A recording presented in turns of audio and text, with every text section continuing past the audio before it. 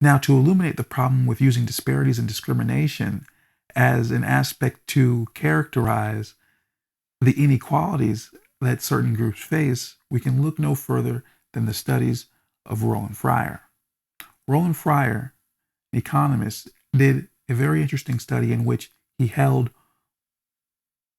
socioeconomic factors like race and income all equal when asking the question of what predicts a child's success rate later on in life correlative to their performance in schools. Now, this is fairly uncommon for the fact that oftentimes when people are looking for predictors, when academics and economists are looking for predictors of what characterizes a child's success, it's often talked about in terms of race, demographics, social economic conditions, family income, geography, where they go to school. Now, Roland Fryer in this study holds all these things equal. And what he finds is pretty interesting. What Roland finds is that the biggest predictor of a child's success later on in life, that is their ability to get into a career field, to support themselves, to create a livelihood, the biggest predictor of all this happens to be their performance in 8th grade. Their 8th grade test scores are the biggest predictors in denoting a child's success later on in life.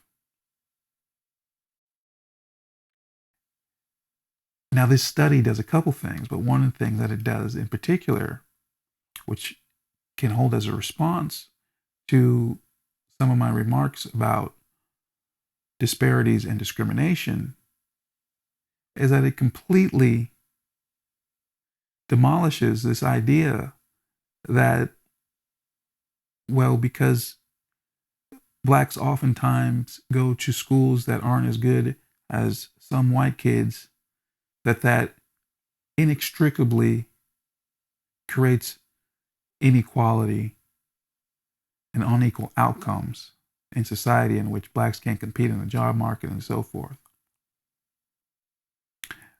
But in Roland's study, what we find is that that is not the case. What we find is that no matter the school,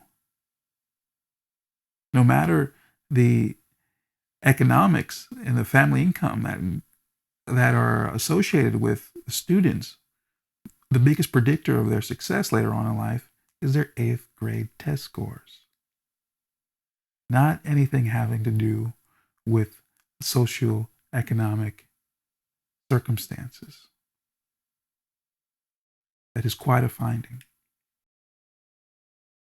Now, this also speaks to the problem I spoke of earlier with regard to the usage of discrimination and disparities being a mischaracterization and a distraction and hurdle for the people amongst those groups. And we see this very clearly with the evidence afforded to us by Roland Fryer, because all while we're trying to explain things through the lens of racism, in actuality, what we need to be focused on is 8th grade test scores. So this is a real way in which mischaracterizing the problem for a group can actually hold them back in significant ways, because we have all this institutional support, all this institutional societal attention placed upon this thing called racism that is supposed to be this explain all malevolent force through life that is disproportionately holding back a group of people.